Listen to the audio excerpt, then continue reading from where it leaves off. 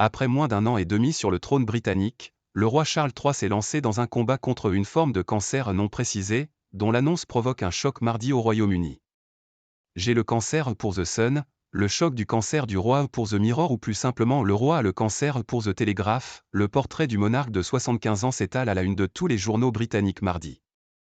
Le souverain a assuré être très optimiste quant à son traitement, entamé lundi, et qu'il continuerait d'assurer certaines fonctions liées à son rôle de chef d'État de 15 pays dont le Royaume-Uni.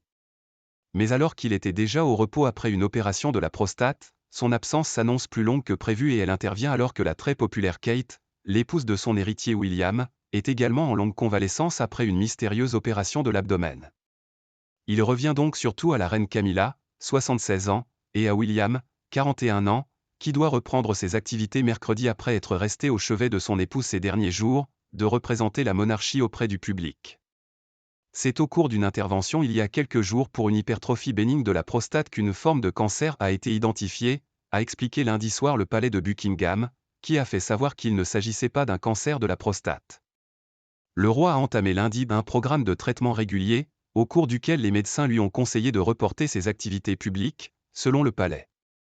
Il continuera toutefois à s'occuper des affaires de l'État et des tâches administratives comme à l'accoutumée. Harry attendu.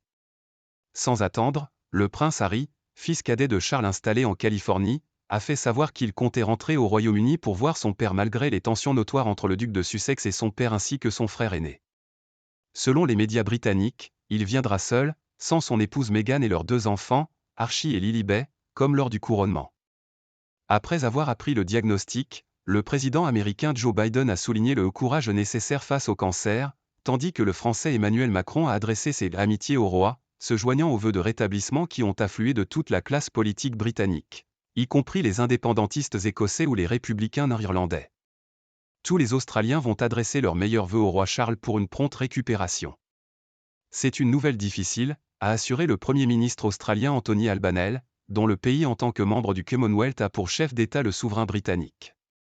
Le Premier ministre indien Narendra Modi s'est aussi associé au peuple d'Inde, ancienne colonie de la couronne britannique, pour souhaiter un rétablissement rapide et une bonne santé au roi Charles III.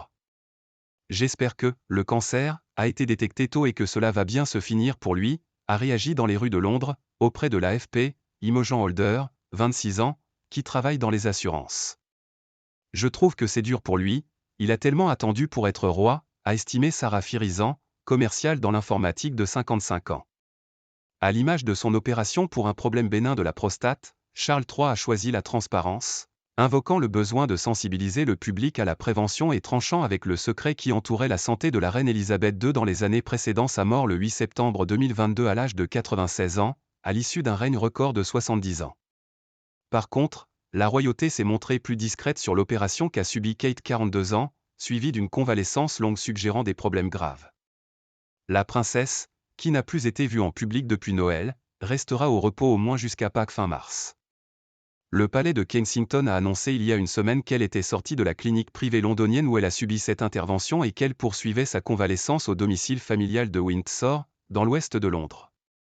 Seule indication, il ne s'agit pas d'un cancer, selon les médias britanniques.